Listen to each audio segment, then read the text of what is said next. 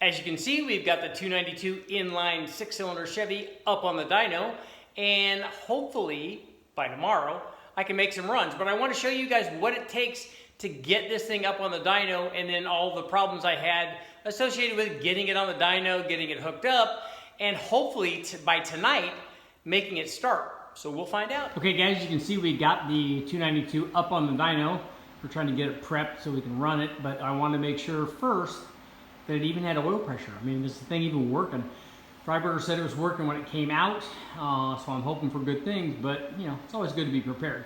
So what I did was put it up on the dyno. I'm gonna fill it full of oil, and then we'll try to spin it, and we use this gauge right here, see if we get some oil pressure.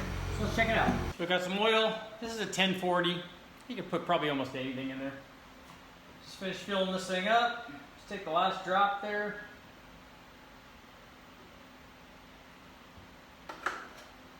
Okay, got my handy dandy tool, you know, Milwaukee as always. So I'm gonna put it in there, dry that, and then we're gonna look up there and see if we got oil pressure, got our fingers crossed.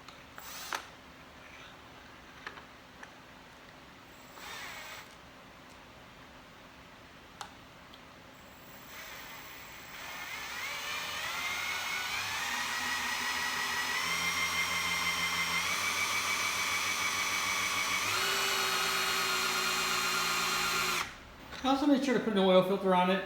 I got one from Napa, not this one. This is what they gave me. I should have just asked for one for a small block Chevy. But I've got the filter on there. We filled it full of oil. Here's the oil fitting back here. They actually had, somebody had an oil pressure gauge hooked up to this. So I took that fitting out, put our own fitting on, and it runs up to the dyno, reads at that oil pressure gauge right there. So, as you can see, I've also pulled the distributor. And unfortunately, I don't have a distributor drive to turn the oil pump for a 6-cylinder. We have the small block and big block stuff. But what I'm going to do is I'm going to just use this contraption I made over here. I'll show you. So I chopped off one of my old screwdrivers. 292 oil pump drive. So now it's time to put the distributor back in. I've marked the rotor and distributor orientation, so I should be able to drop back in. All we have to worry about is the slot lining up on the oil pump to drive the oil pump. So let's put it back in.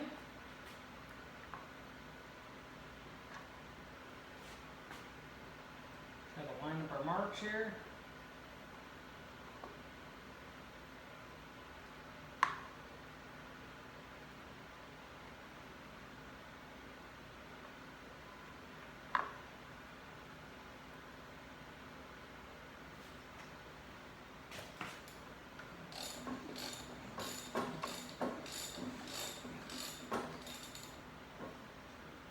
There.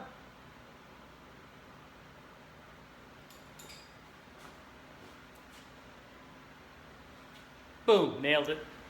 For you guys that have never seen what points do, check out right here when we're spinning the motor.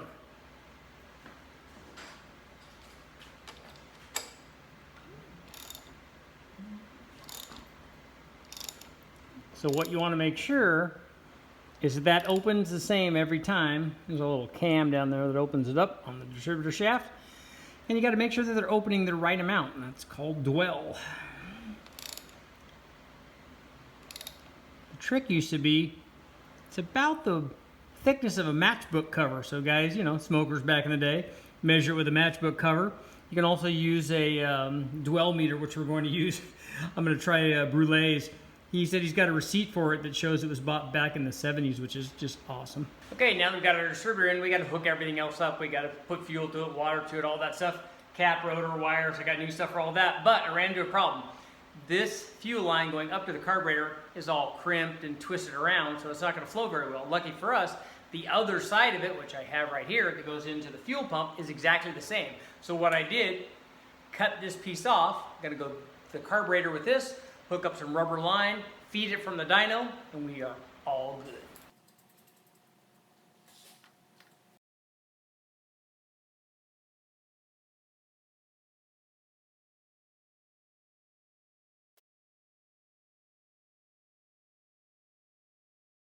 If your question is, will this exhaust leak? The answer is yes.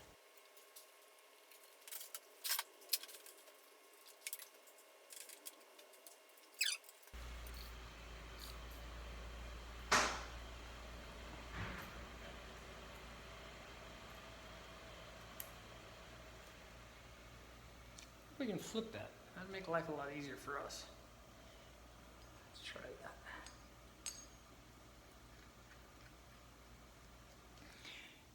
Now it's going to be reverse flow.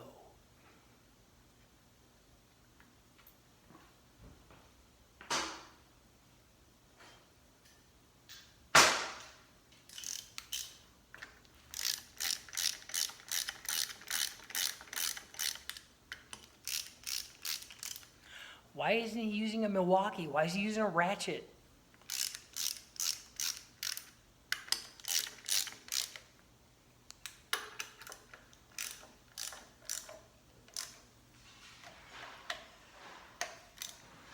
Click, click. Click, click. Oh, man. Too many click, clicks. Look at that. All right, let's see if we can get our click, click out.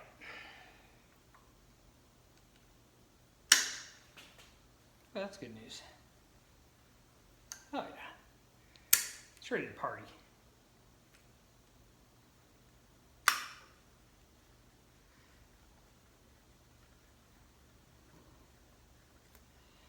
That bolt just had enough.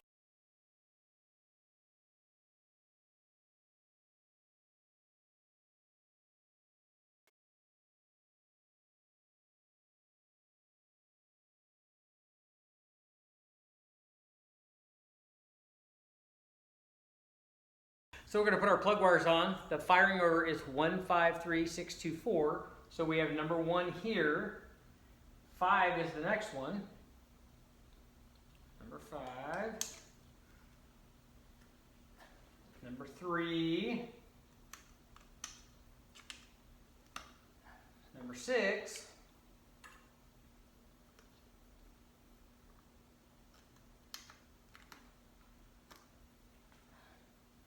Number 2. And then number 4.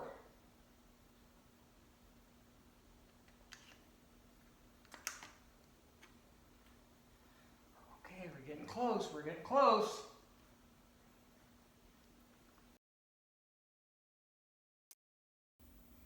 Here's something that's going to present a problem for later on. We've got a cracked exhaust manifold, so it's not holding the stud in. Now, it's less of a problem when this thing is NA, but if we try to run boots on this, it's definitely going to create a problem. So I might have to do a little welding, although this is cast iron, so it's going to be a little tricky, or I might have to get another manifold. We shall see. Okay, I think it's ready to start. I got fuel going to it. We got the ignition all hooked up. I don't have water going to it, but it's getting late. I just wanted to see if I could get this thing started tonight. It's probably 1 or 2 o'clock in the morning. So maybe by the time you guys are seeing this, I will have posted it, and I probably have already started doing more testing with this motor. But for tonight, I just want to see if I can get it started. So I've got everything hooked up. I'm going to go in the dyno, put fuel to this carburetor, give it a couple pumps, and see if it starts up. Keep those fingers crossed.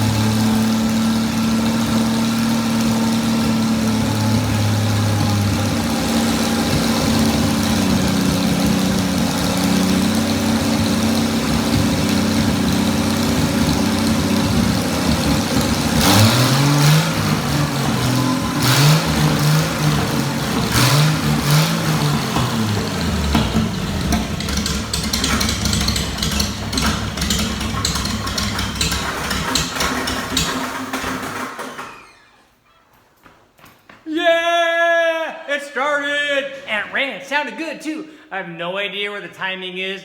The distributor is just where it was before, and it started right up. A lot of exhaust in there. I got to turn the fan on. But man, it sounded good. It purred like a kitten. So I got to get, look, got a little bit of smoke coming out. What's up? Yeah, what's up? So it looks like it's all good. It's got oil pressure. I just need to get water to it. stop that smoking, whatever that is. Maybe get some sleep, come back here and start testing cool stuff. Put all the carburetors on there, put the turbo on there, you know how we do it. Thanks for watching, guys.